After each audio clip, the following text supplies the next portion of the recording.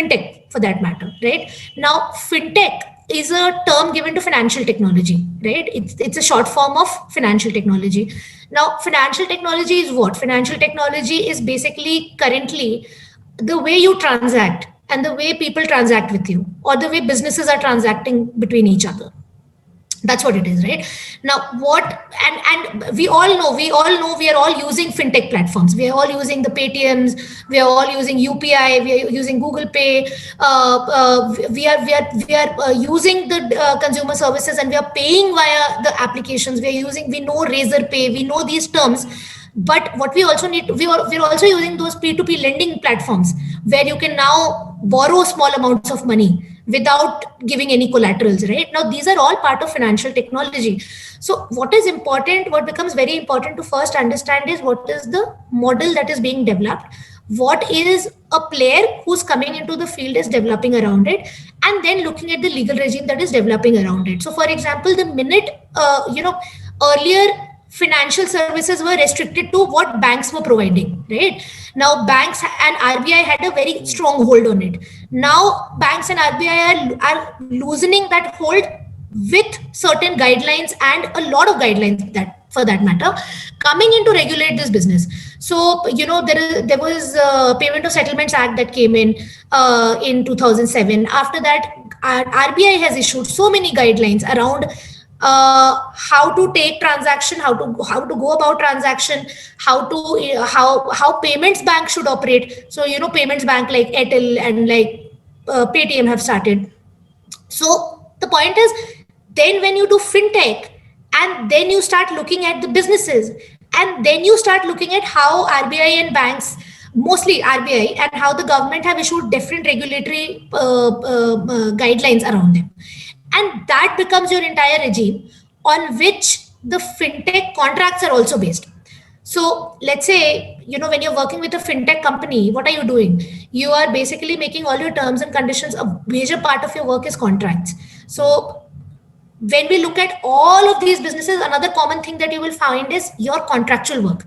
There is a lot of contracts work that is involved around it. So your contracts basics have to be very, very strong. Something that I've realized, people think that they can become a technology, they'll start working in the technology law field, but what they do not, what they don't add on to it is that it's the basic work is contracts work. So your knowledge of how to draft a contract and what are the contractual terms, that needs to be really solid. Like, you need to understand how to draft a contract in terms of defining services, defining confidential information, defining liability, indemnity, third-party services. All of that has to be like really clear. And then you start adding on to, okay, let's say I am working with a P2P lending company. What are the risks? What are the various guidelines that RBI has issued?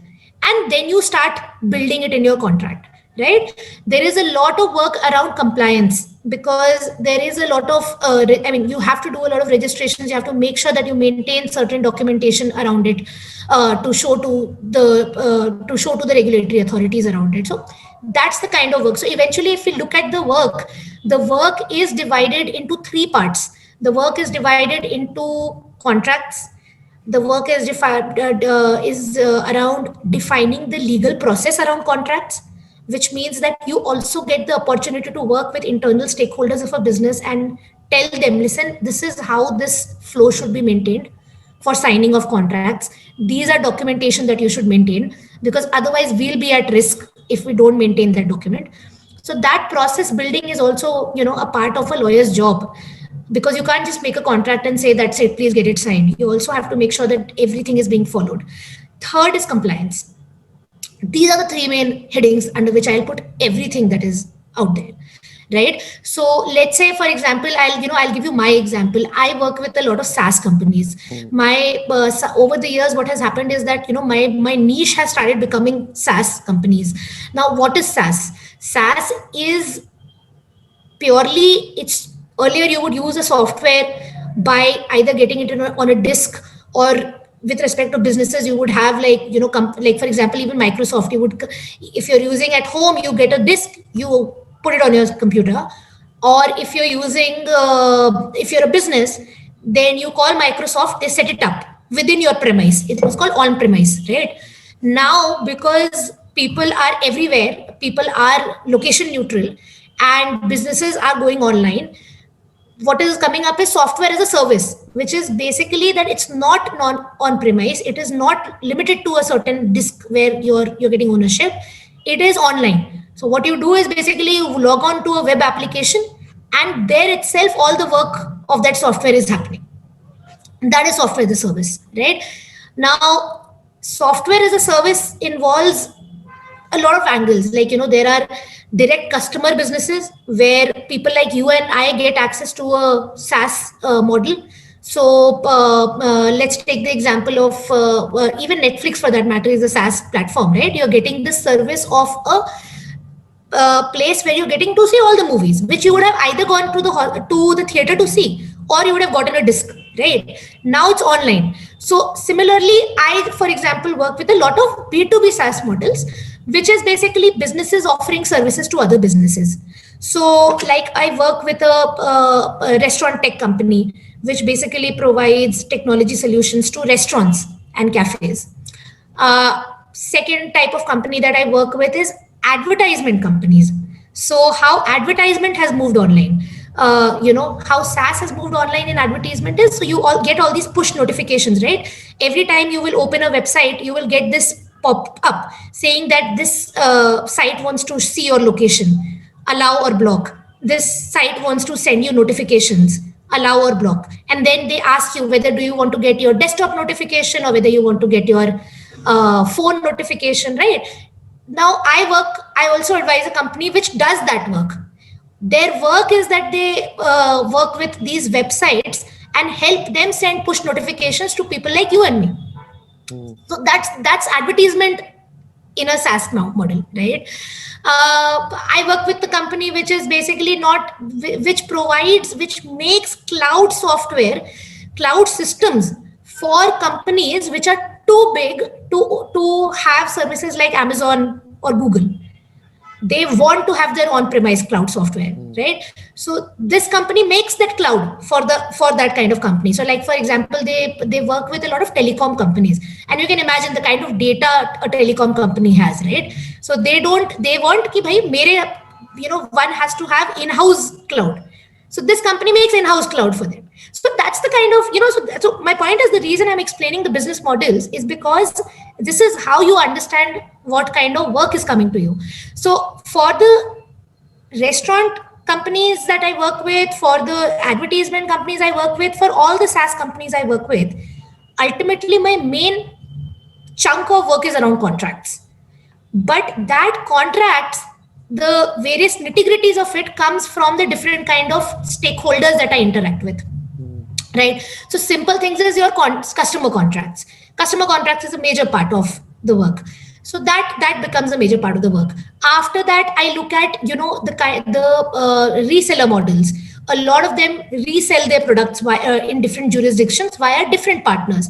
So a lot of work is around vendor contracts, right? So you have different resellers, you make distributors, then you also take somebody else's services, then you are the vendor for those services. You do a lot of vendor contracts, then you do partnership contracts, then you do integration contracts, because you are providing one service, you're trying to integrate with another service. For example, one example of integration for everybody who is listening is that when you go on an Amazon, not Amazon is not a great example actually.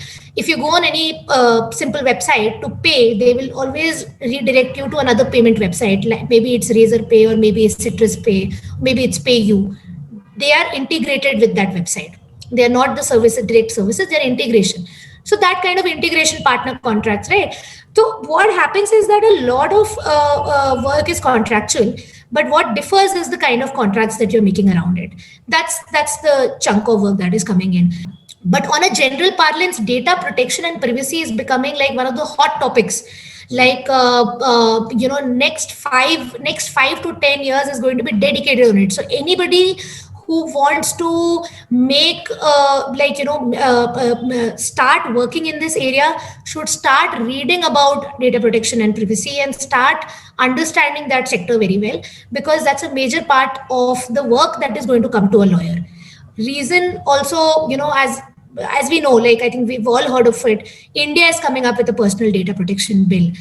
It's soon going to be a law, like probably by February it's going to be a law, right? So it's going to be a new law with which we work with.